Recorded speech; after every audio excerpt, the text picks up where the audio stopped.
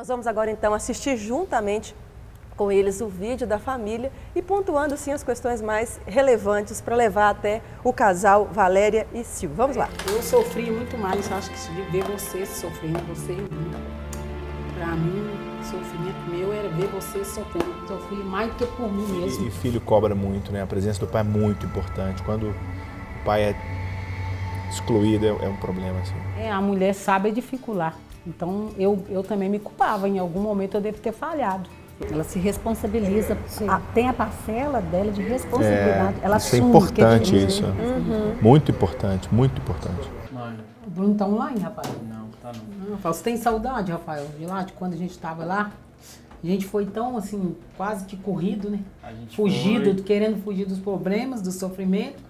Foi meio que uma válvula de escape, né? A gente conseguiu achar um lugar perfeito, longe de tudo que a gente fizesse esquecer.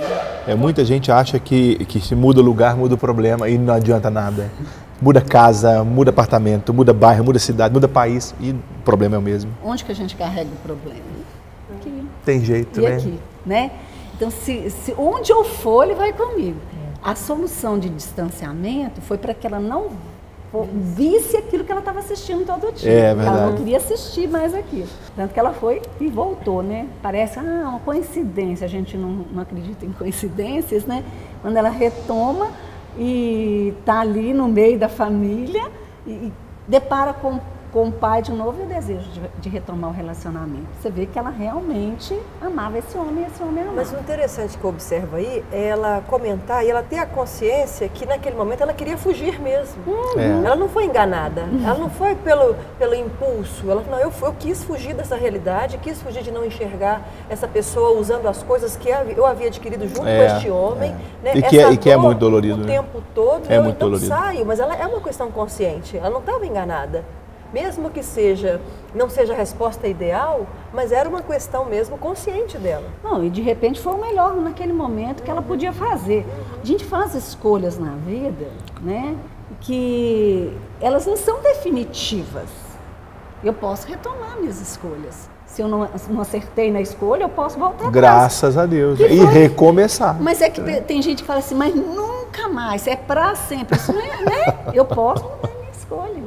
Tem essa opção, e foi a opção que ela fez. Agora, o filho está sofrendo com a escolha dela, né? O filho está sofrendo. Ele tem que sair desse papel dele. Nós vamos falar sobre ele, eu quero falar sobre ele depois. Para mim, foi muito difícil. Todo momento foi muito difícil. Do momento da perda do relacionamento, do momento que eu saí de casa, do momento que eu não tinha meus filhos do meu lado. Então, assim, o sofrimento do homem, ele é diferente do sofrimento da mulher. Pastor, você é o único homem aqui da bancada. O sofrimento do homem é diferente do sofrimento. Gente, a mulher é mais melancólica, a mulher sente mais, expressa de outra forma. Mas e aí? Isso é verdade mesmo? Talvez a maneira de expressá-lo pode ser diferente, Adriane, mas todos os dois sofrem. A dor é muito intensa nos dois, a perda é muito intensa nos dois. O filho está aí gritando por causa dessa perda, né? Então, assim, o sofrimento do homem não é diferente. Ele pode ser expressado diferente, ele pode ser, talvez, direcionado para uma outra forma, de uma outra forma. Às vezes o homem tem a tendência, não podemos generalizar também, né, de ficar um pouco mais calado, introspectivo, né? Às vezes a mulher verbaliza um pouco mais, mas eu conheço um homem que também verbaliza, né, que coloca tudo para fora. E o homem, às vezes, adoece por não verbalizar, por não externar essa necessidade, essa dor, de colocar essa dor, né? Não é diferente, não. É talvez a maneira de se colocar só. Porque o homem sofre muito, né? Mas é machismo. O homem tem que entender o seguinte: o homem chora, o homem sofre, o homem tem que botar a cabeça no travesseiro e chorar quando está perdendo, entendeu? A gente precisa disso, senão a gente não vive, não. Senão a gente morre. E vamos pagar a Deus tudo com juros e correção monetária que a gente deve a Ele. Tudo que a gente deixou de fazer, que para Deus nesses anos todos, a gente vai voltar e vai fazer. Vamos obedecer a Deus. Quando ela diz de pagar a Deus aquilo que ela fez, o que a gente pode entender disso aí? O que ela, na realidade, quis, o que ela quis dizer? Ela tem uma dívida, né? Ela está falando da dívida pagando, dela. E acha que pode pagar a dívida. Ela não pode pagar essa dívida, né? A única coisa que Deus nos pede, não é, pastor? É obediência. E aqui, e ela desobedeceu, então ela tem que pagar. Pois é, e uma coisa linda aqui que ela precisa de entender, uma coisa que ela precisa de entender é o seguinte, Deus não ama, Deus, isso é um problema, e o nosso telespectador lá vai ter um probleminha com isso aqui, mas olha, presta atenção no que eu estou dizendo para você. Deus, ele não vai abençoar a pessoa porque a pessoa é um bom pai, porque a pessoa acerta, porque ela é joia, porque ela paga os seus impostos em dia, porque ela é um bom cidadão. Não. Deus abençoa simplesmente porque ama e quer. É graça. Nós, seres humanos, que temos a dificuldade de receber a graça de Deus. A graça de Deus está derramada sobre essa casa, e eu sei disso, e eles estão achando que podem pagar alguma coisa para Deus, a graça de Deus vem até num furacão a graça de Deus que vem é até muito engraçado, nisso, né? Então, assim, recebe a graça, recebe o favor de Deus, gente, não tem que pagar nada não. Recebe, Deus já pagou, é por amor, é porque Ele quis. Nós, não tem nada em nós que a gente, por causa disso que Deus vai me abençoar. Não, Ele abençoa porque ama. Vamos lá. O maior problema que nós vamos ter é o problema de território. Por quê? O homem é territorialista, né? O macho, né? Então a gente quer cada um impor seu espaço, né? E como você ficou fora da presença do seu pai, talvez essa minha autoridade, né, de pai, né, de chefe do espaço, às vezes vai ser confrontada porque você conseguiu anular isso ou teve que anular isso. Vamos ver se essa pontuação de território é isso mesmo?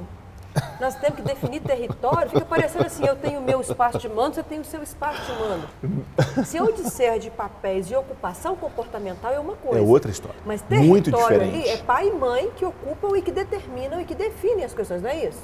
Me ajudem aí, por favor. Exatamente. Quem determina a orientação da casa é o pai e a mãe. Né? Estando em acordo, então, pai e a mãe, o filho tem que ceder e aceitar aquilo ali. Claro. Agora ele pode, inclusive, ser ouvido, né, pelo pai e pela mãe. Na verdade, o pai pode considerar algumas questões do filho como pessoa. Como considera. Como considera, claro, né? Como considera. Isso mesmo. O espaço é de todos e que existem papéis a serem cumpridos ali dentro. Dentro da família, a gente tem é até importante falar disso, a gente tem um espaço que é nosso, né? Eu, dentro do meu quarto, se eu moro num ambiente muito pequeno, eu tenho que ter pelo menos uma parte daquele guarda-roupa. Esse é meu, é o meu espaço. Todo mundo gosta disso, né? Mas é o nosso individualismo, é aquilo que nós estávamos conversando né? antes. Casa, mas eu preciso de ter alguma coisa. Tem que ter um espaço. Tem que e a ter, outra tem é que do ter, outro, tem que ter. Senão não tem vida, não tem jeito. Então é isso que ele precisa de ter um espaço. Ele vai reconquistar um espaço que ele perdeu.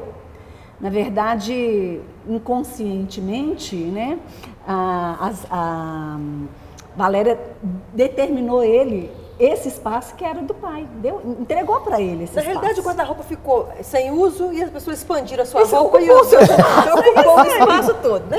E talvez não tão consciente, meu filho assume um papel de não, nunca, mas nunca, aquele espaço ficou nunca. É inconsciente. E a pessoa foi se alargando e ocupando aquele lugar. É inconsciente. E essa sistêmica na família é muito interessante. Porque quando um se retira, a tendência é o outro ocupar. É a acomodação natural, né? Você vai se acomodar ali. Funcione e continue funcionando. Você vai se acomodar. Esse filho é aliado dessa mãe, né? O Rafael é aliado da Valéria. Com certeza. Ele ocupou esse espaço durante esses 7 anos. Agora ele está dizendo pro pai, qual que é o meu? Aqui, e toma todas as dores da mãe e faz cobrança, inclusive, que talvez a mãe nem faça mais, né? Ele tá lá nela, assim, pensando, remoendo algumas coisas pela dor da mãe, pelo choro da mãe, pelas coisas da mãe. Ele vai colocar a questão dele agora, vamos lá. Quero pedir a ajuda de vocês para que eu consiga de novo saber ter a convivência com meu pai, para respeitar ele novamente como um homem da casa, saber sobre esse lance de autoridade e voltar a acreditar, né, confiar nele novamente como o meu pai, a pessoa que eu deveria confiar.